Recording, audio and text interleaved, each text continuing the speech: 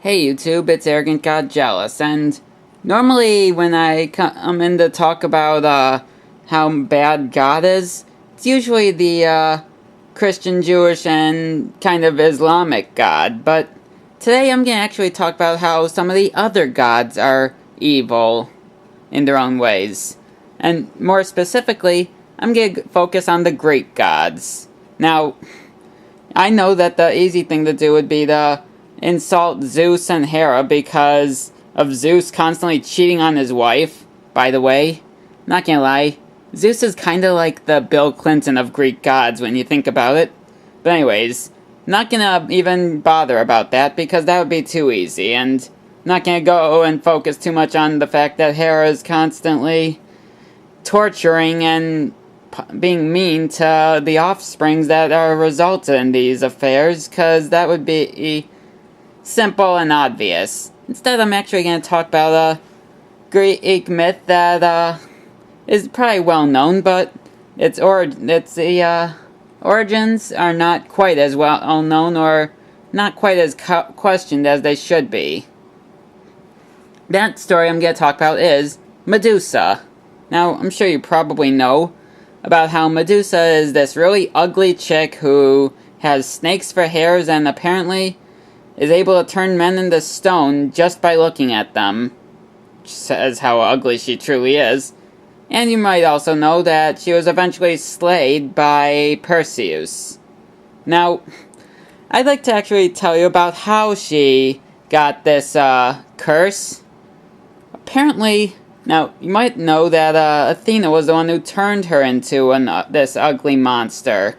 But you might wonder, what did she do to offend Athena that badly?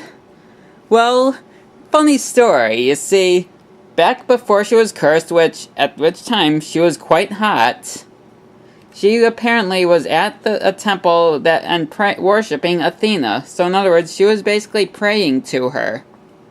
Now, what happened was, Posidon, apparently, who, as we now know, takes after his brother, decided that she was really hot and wanted to have sex with her. So he went in the temple and raped her. I'm not making this up. Posidon actually raped Medusa before she turned into an ugly monster. And Athena caught this, and rather than getting mad at Posidon for doing this in her shrine, she curses poor Medusa who just got raped. Now think about this. Medusa did nothing to deserve this. All she did was happen to get raped in her shrine. Now, how's this even remotely fair? You probably can't answer that one, can you? I know I can't. And to make it worse, she doesn't even punish Posidon remotely. Doesn't even give him a dirty look. She just goes right in, curses Medusa, and lets Posidon completely get away with it. And by the way, she also gets pregnant as a result. I'm referring to Medusa, not Athena. Just so you know, now at this point, Medusa has not only turned into a monster, but she's also now gotten pregnant from Posidon. And now, then along comes Perseus. By the way, before I go any further, I'd just like to point this little thing out about both Perseus and Athena, as well as the offspring that eventually is Pegasus that came out of Medusa. All three of these characters have something in common with Jesus. They're all virgin births. Yeah, it's not so special anymore, is it? Anyways, so here comes Perseus, the virgin birth child, who is basically, what's it called? He's basically a swordsman, I guess you could say. And Athena decides to come in and asks him to murder Medusa. That's right, he is told to behead her.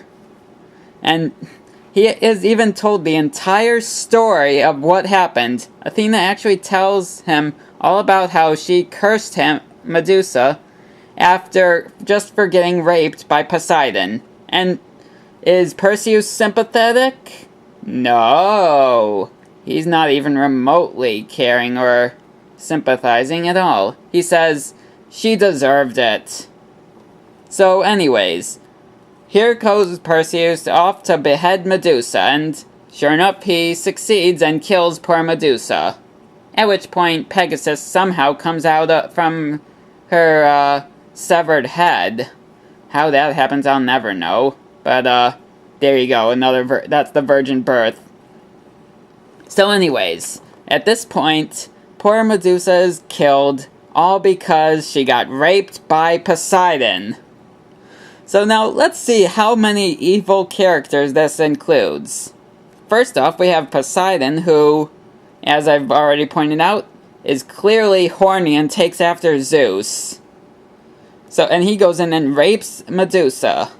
And then after that, we get Athena, who is supposed to be a goddess of wisdom, but instead, she decides to curse Medusa for getting raped by Poseidon. And then, of course, there's that jerk Perseus, who slaughters her because Athena said so. Do you see any irony in this? And they say Medusa's supposed to be the villain here. I really don't get why she is considered the monster in this. She's really the victim in all of it. First she gets raped, then cursed, then finally murdered. And of course she gets impregnated.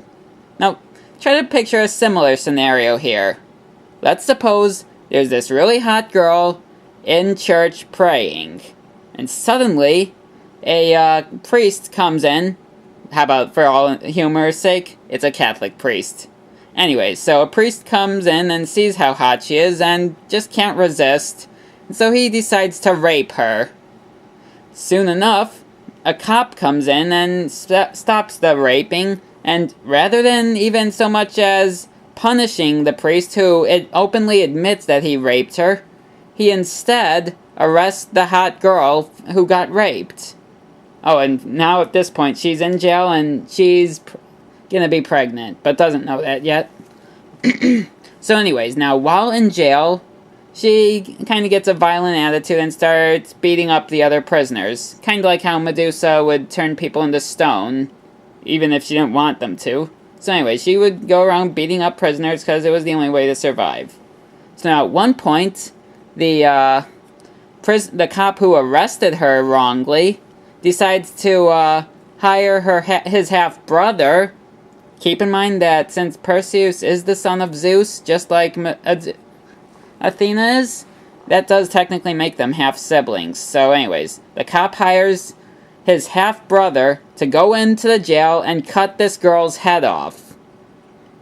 And at this point, she's already very close to giving birth. She's basically 9 months pregnant, and she's basically defenseless here. So anyways, the half-brother of the cop comes in and basically kills her. That's right, he kills the pregnant chick. And then they somehow manage to save the baby. I don't know how, but they managed to, and that's the end of it. Now, anyone with enough common sense would say that story would be totally and completely idiotic and outrageous.